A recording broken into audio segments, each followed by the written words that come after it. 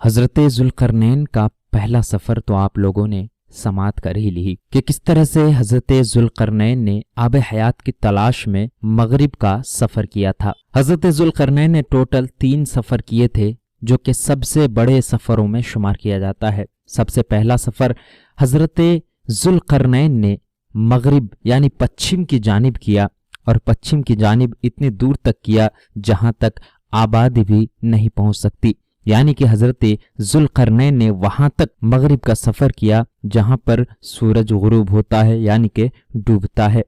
حضرت ذوالقرنین کا دوسرا سفر اور تیسرا سفر بہت ہی زیادہ حیرت انگیز ہے۔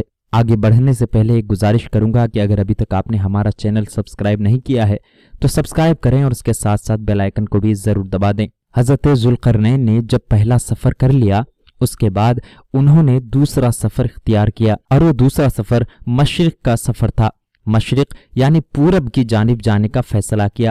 پھر آپ نے یعنی حضرت ذوالقرنین نے مشرق کا سفر فرمایا، یہاں تک کہ جب سورج طلوع ہونے کی جگہ پہنچے تو یہ دیکھا کہ وہاں ایک ایسی قوم ہے جن کے پاس کوئی عمارت اور مکانات نہیں ہے، یعنی وہاں پر جا حضرت ذوالقرنین نے دیکھا کہ لوگ صرف جنگلوں اور پہاڑوں میں رہتے ہیں، وہاں پر کسی نے اپنا اپنا مکان یا گھر نہیں بنایا ہے، ایسے ہی جنگلوں میں اور پہاڑوں میں چھپے رہتے ہیں۔ ان لوگوں کا حال یہ تھا کہ جب سورج نکلتا تو اس وقت وہ لوگ پہاڑوں اور جنگلوں میں جا کر چھپ جاتے، اور جب سورج ڈوب جاتا اس کے بعد وہ لوگ وہاں سے نکلتے اور اپنی روزی تلاش کیا کرتے۔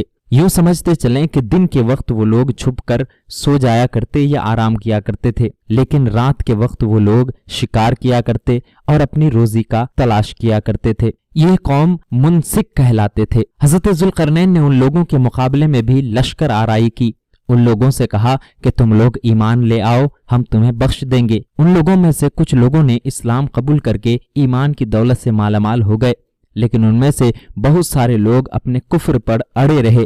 حضرت ذوالقرنین نے ان لوگوں کو قتل کر دیا۔ اس کے بعد حضرت ذوالقرنین نے تیسرا سفر اختیار کیا، اور وہ تیسرا سفر شمال کی جانب یعنی کہ اتر کی جانب تھا۔ حضرت ذوالقرنین نے اتر کی جانب جانے کا فیصلہ کیا، یہاں تک کہ سدین یعنی 2 پہاڑیوں کے درمیان پہنچے تو وہاں کی آبادی کی عجیب و غریب زبان تھی۔ وہاں پر تو آبادی تھی لیکن وہ لوگ ایسی بھاشا اور ایسی زبان استعمال کیا کرتے جو کہ بہت ہی عجیب و غریب تھی، کسی کے بھی وہ زبان یا وہ بھاشا سمجھ نہیں آتی تھی۔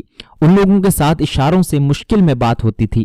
ان لوگوں نے حضرت ذوالقرنین سے یاجوج ماجوج کے مظالم کی شکایت کی اور آپ کی مدد طلب کی، اور حضرت ذوالقرنین سے کہا کہ یاجوج ماجوج ایک ایسا گروہ اور ایسا قوم ہے جو ہمیں بہت ہی زیادہ پریشان اور ہمارے اوپر ظلم کیا کرتے ہیں۔ یاجوج ماجوج کون ہے؟ یاجوج ماجوج یہ یافس بن نوح علیہ السلام کی اولاد میں سے ایک فسادی گروہ ہے، اور ان لوگوں کی تعداد بہت ہی زیادہ ہے۔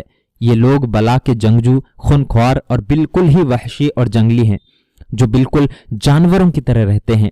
موسم ربیع میں یہ لوگ اپنے غاروں سے، اپنے ٹھکانوں سے نکل کر تمام کھیتیاں اور سبزیاں جو دوسرے لوگوں نے بہت ہی محنت و مشقت کے ساتھ لگائے ہوتے ہیں انہیں کھا جایا کرتے تھے، اور خشک چیزوں کو لاد کر اپنے ٹھکانوں پر لے جاتے تھے۔ آدمیوں اور جنگلی جانوروں یہاں تک کہ سانپ، بچھو، گرگٹ اور ہر چھوٹے بڑے جانوروں کو وہ کھا جایا کرتے تھے۔ حضرت ذوالقرنین سے لوگوں نے فریاد کی کہ آپ ہمیں یاجوج ماجوج کے شر اور اس کے ظلم سے بچائیے اور ان کے ایذا رسانیوں سے بچائیے، اور ان لوگوں نے اس کے عوض میں کچھ مال دینے کی بھی پیشکش کی۔ تو حضرت ذوالقرنین نے فرمایا مجھے تمہارے مال کی ضرورت نہیں ہے، اللہ تعالیٰ نے مجھے سب کچھ دیا ہے، بس تم لوگ جسمانی محنت سے میری مدد کرو۔ اس کے بعد حضرت ذوالقرنین نے دونوں پہاڑوں کے درمیان بنیاد کھدوائی۔ جب پانی نکل آیا تو اس پر پگھلائے ہوئے تانبے کے گاڑے اور پتھر جمائے گئے، اور لوہے کے تختے نیچے اوپر چن کر ان کے درمیان لکڑی اور کوئلہ بھروا دیا گیا اور اس میں آگ لگوا دی گئی۔ اس طرح یہ دیوار پہاڑ کی بلندی تک اونچائی کر دی گئی۔ حضرت ذوالقرنین نے اس دیوار کو اتنی اونچی بنائی کہ اس پر چڑھنا بہت ہی زیادہ مشکل ہے، مشکل تو کیا ناممکن ہے۔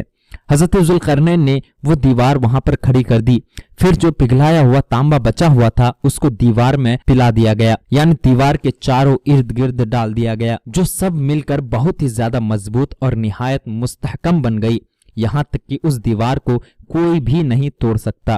حدیث شریف میں ہے کہ یاجوج و ماجوج روزانہ اس دیوار کو توڑتے ہیں، اور دن بھر جب محنت کرتے کرتے اس کو توڑنے کے قریب ہو جاتے ہیں تو ان میں سے کوئی کہتا ہے اب چلو باقی کل توڑیں گے۔ دوسرے دن جب وہ لوگ آتے ہیں تو حکم خدا سے وہ دیوار پہلے سے بھی زیادہ مضبوط ہو جاتی ہے۔ جب اس دیوار کے ٹوٹنے کا وقت آئے گا تو ان میں سے کوئی کہے گا کہ چلو انشاءاللہ کل اس دیوار کو توڑ ڈالیں گے۔ ان لوگوں کے انشاءاللہ کہنے کی برکت سے اور اس کلمہ کا ثمرہ یہ ہوگا کہ دوسرے دن دیوار ٹوٹ جائے گی۔ یہ قیامت کے قریب ہونے کا وقت ہوگا، یعنی کہ قیامت کی بڑی نشانیوں میں سے ایک نشانی یہ ہوگا کہ یاجوج اور ماجوج اس دیوار کو توڑ دیں گے۔ دیوار ٹوٹنے کے بعد یاجوج اور ماجوج نکل پڑیں گے اور زمین کی ہر طرف فتنہ اور فساد، قتل و غارت کریں گے۔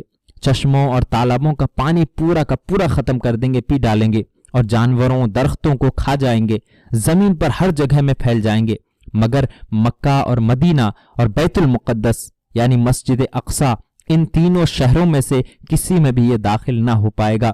پھر حضرت عیسیٰ علیہ السلام کی دعا سے ان لوگوں کی گردنوں میں کیڑے پڑ جائیں گے اور یہ سب ہلاک ہو جائیں گے۔ یہ تھی یاجوج ماجوج اور حضرت ذوالقرنین کا واقعہ۔ امید کرتا ہوں آپ سبھی کو ہمارا یہ ویڈیو پسند آیا ہوگا۔ اچھی لگے تو لائک کریں، ہمارے اس ویڈیو کو اپنے دوست و احباب کے ساتھ شیئر بھی کریں، اور ہمارے چینل کو سبسکرائب کر کے بیل آئیکن بھی ضرور دبا لیں۔ پھر ملتے ہیں اگلے کسی ایسے ہی ویڈیو کے ساتھ، تب تک کے لیے الوداع، اللہ حافظ۔